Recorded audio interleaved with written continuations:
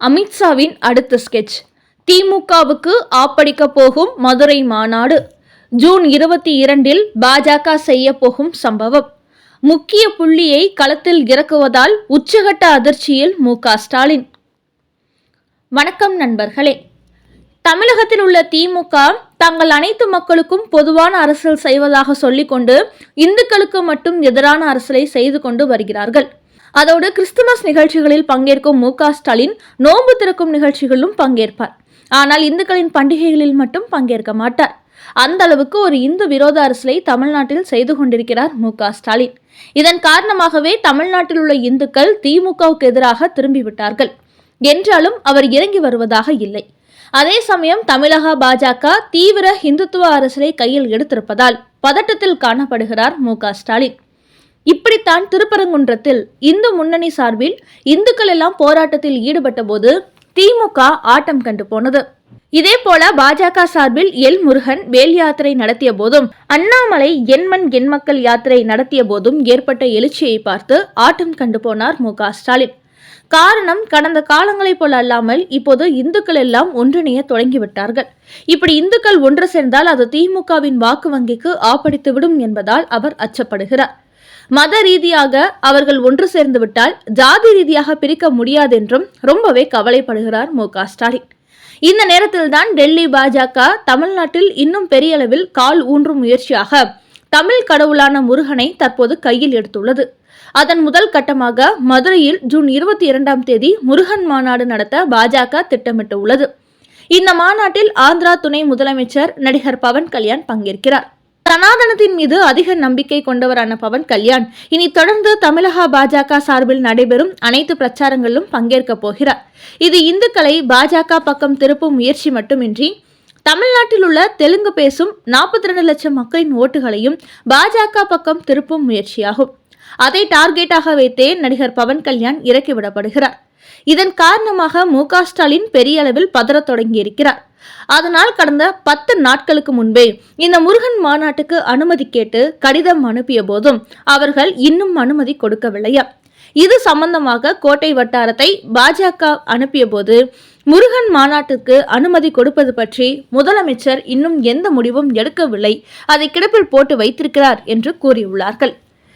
இதையடுத்து ஒருவேளை திமுக அரசு முருகன் மாநாடு நடத்த அனுமதி கொடுக்க மறுத்தால் நீதிமன்றம் சென்று அனுமதி வாங்கவும் பாஜக தயாராகி வருகிறது. இப்படித்தான் திருப்பரங்குன்றத்தில் முருகன் மாநாடு நடத்த அனுமதி கேட்டபோதும் திமுக அரசு தடை போட்டது. ஆனால் நீதிமன்றம் அனுமதி கொடுத்தது. அதனால் திமுக அரசு வேறு ஏதாவது காரணம் சொல்லி இந்த மாநாட்டை தடுக்க முயற்சித்தால் நீதிமன்றத்தில் அனுமதி வாங்கிவிட்டு நடத்தவும் பாஜக வட்டாரம் தயாராகி வருகிறது. தமிழக பாஜகவை பொறுத்தவரை ஜூன் 22 மதுரையில் திட்டமிட்டபடி இந்த முருகன் மாநாடு நடக்கும் என்று அறிவித்துள்ளார்கள். இதன் காரணமாகவே ஏராளமான பாஜக தொண்டர்களும் இந்து முன்னணி இந்த மாநாட்டில் கலந்து கொள்வதற்கு தயாராகி வருகிறார்கள். அதோடு தெலுங்கு சமூகத்தை சேர்ந்த மக்களையும் இந்த தமிழ் கடவுள் முருகனின் மாநாட்டில் கலந்து கொள்ள வைக்க திட்டமிடப்பட்டு வருகிறது. அதனால் இந்த விவகாரம் திமுகவுக்கு நாளுக்கு நாள் பிரஷரை அதிகப்படுத்தி வருகிறது. அடுத்த செய்தி.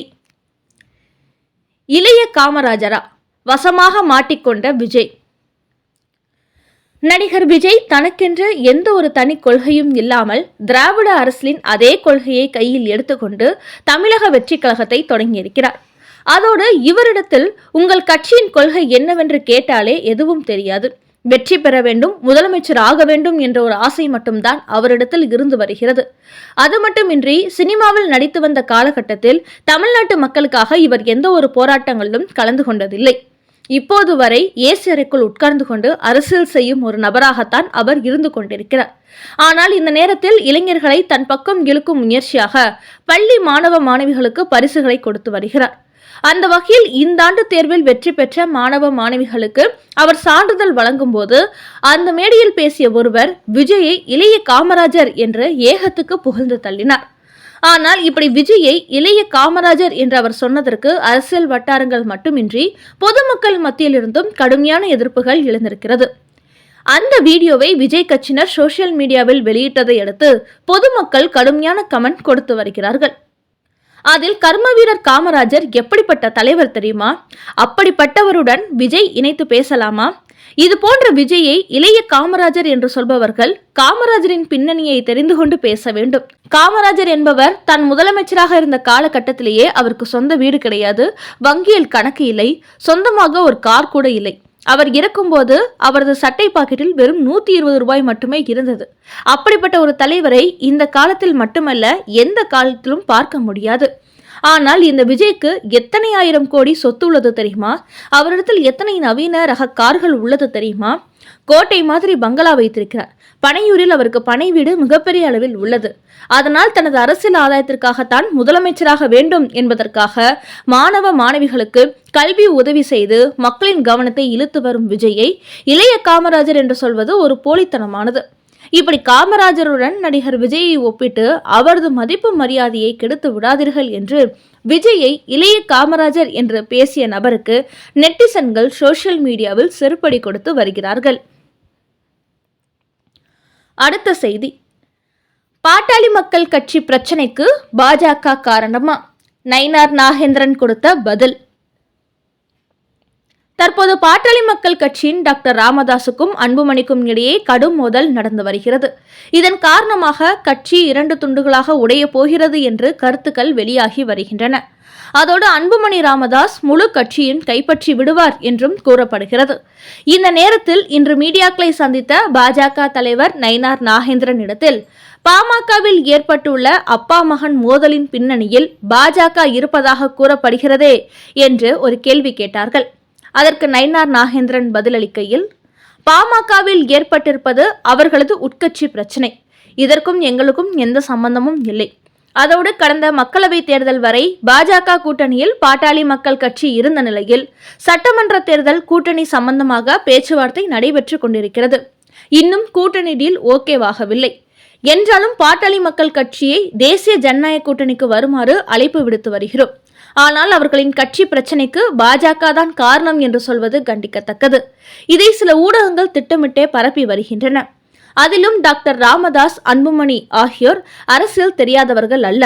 அதனால் நாங்கள் சொல்லிதான் அவர்கள் மோதிக்கொள்கிறார்கள் என்று சொல்வது வேடிக்கையாக உள்ளது. அதோடு இந்த சந்தர்ப்பத்தை பயன்படுத்தி பாட்டாளி மக்கள் கட்சியை தங்கள் பக்கம் இழுக்க திமுக திட்டம் போடுகிறது. அதன் காரணமாகவே பாஜக உடைகிறது என்பது போன்று நல்லவர்களாக பேசி அவர்களை தங்கள் பக்கம் இழுக்க சூழ்ச்சி செய்கிறார்கள். இப்படி பாஜக குறித்து அவதூறு பரப்பும் திமுக என்ன யோகியமான கட்சியா? அவர்கள் எப்படிப்பட்ட கட்சி என்பது அரசியல் வட்டாரத்தில் உள்ள அனைவருக்கும் தெரியும். அதனால் தேவையில்லாத விவகாரங்களில் பாஜகவின் பெயரை இணைத்து செய்தி பரப்புவதை வன்மையாக கண்டிக்கிறோம் என்று திமுகவுக்கு ஒரு எச்சரிக்கை செய்தி வெளியிட்டு இருக்கிறார் நயினார் நாகேந்திரன். போலி குற்றவாளிகளை தேடி வரும் தமிழக காவல்துறை. தமிழகத்தில் மு.க. ஸ்டாலின் ஆட்சிக்கு வந்த பிறகு கொலை, கொள்ளை, பாலியல் குற்றங்கள், போதைப் பொருள் புழக்கம் என்று ஏராளமான குற்றச்செயல்கள் நடைபெற்று வருகிறது. குறிப்பாக பெண்கள் மற்றும் வயதான தம்பதியர் கொலை செய்யப்பட்டு அவர்களின் நகைகள் திருடப்பட்டு வருகிறது. ஆனால் இப்படி நடக்கும் சம்பவங்களின் உண்மை குற்றவாளிகளை காவல்துறையால் கண்டுபிடிப்பது சவாலாக உள்ளதாம். அதே சமயம் இன்னொரு பக்கம் குற்றவாளிகளை கண்டுபிடித்து தண்டனை கொடுக்க வேண்டும் என்று பிரஷர் அதிகரித்து வருகிறதாம். இதனால் சில முக்கிய குற்றங்களுக்கான குற்றவாளிகளை கண்டுபிடிக்க முடியவில்லை என்பதால் தற்போது அந்த வழக்குகளை முடிக்க வேண்டும் என்பதற்காக போலியான குற்றவாளிகளை கைது செய்து நடவடிக்கை எடுத்து வருவதாக தகவல்கள் வெளியாகியுள்ளன. இதையடுத்து காவல்துறைக்கும் தமிழக அரசுக்கும் அரசியல் வட்டாரங்களில் எதிர்ப்பு வலுத்து வருகிறது.